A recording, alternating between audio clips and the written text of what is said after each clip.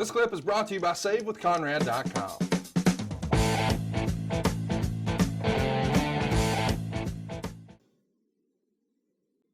Next up, we go backstage and we see Flair still with the women in the limo.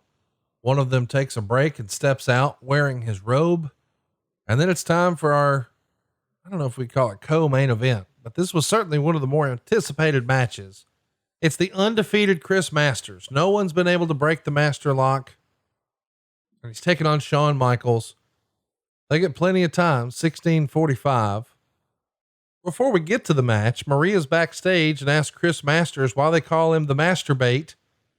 And the crowd pops. He corrects her. It's Masterpiece. He looks incredible.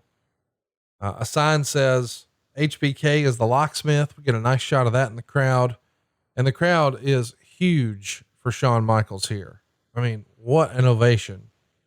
Masters is going to lock in the master lock during Shawn's entrance. Shawn's hurting pretty badly, but comes back and unloads on the offense on Masters. Eventually Chris gets the upper hand with a power bomb on Michaels against the ring post.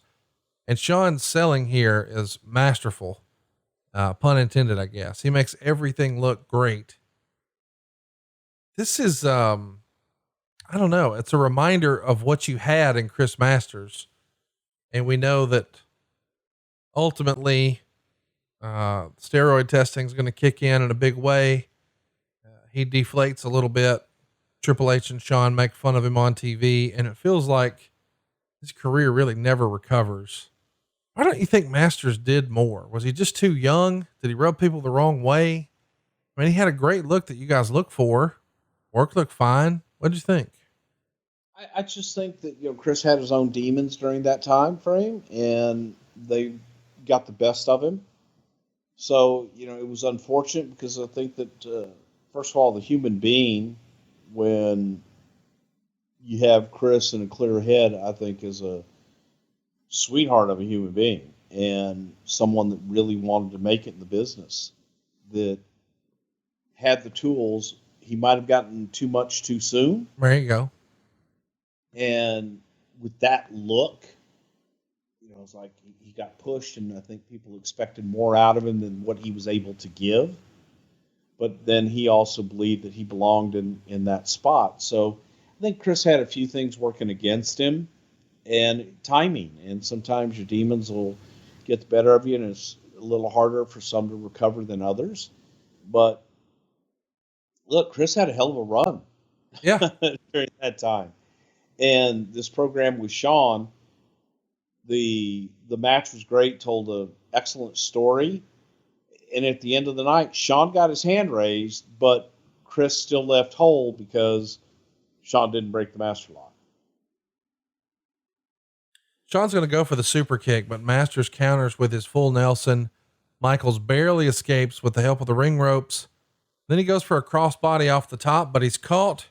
He's almost caught in a master lock, but instead he nails the best sweet chin music you'll probably ever see, besides maybe that Shelton Benjamin. And coach says Chris Masters stepped up and had his best night.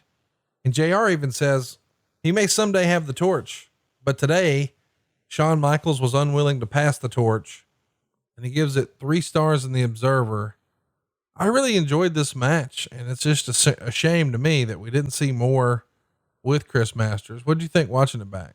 Well, I couldn't disagree more with that Shawn didn't pass the torch. Holy shit. Shawn, I think, made Masters in this match and left him with his gimmick intact, not breaking the master lock, and did more for Masters in this match than had been done the entire time he'd been there. So again, that's the naivete of people that, good Lord, if you let people like Brian Alvarez and Dave Meltzer, which to my knowledge, they never have ever done, I'd love to see what they could do booking a show, working with talent week in, week out, and do it just for a year. I don't think they could do it for 6 months, but do it for a year. Do it for a year, guys. Let's see what your track record is before you start with that kind of talk. It's just silly. It's unnecessary because, again, this match did more for Masters than anything he had done up until this point. Pass the Torch line was from Jim Ross, not one of the writers. I'll say it, Jim Ross too. Then. Fuck you. Well, he's okay. Backstage, Ric Flair's finally finished, putting in work. I'm sure the fucking, what's his name would have said that. So fuck him too. Who, Ric Flair?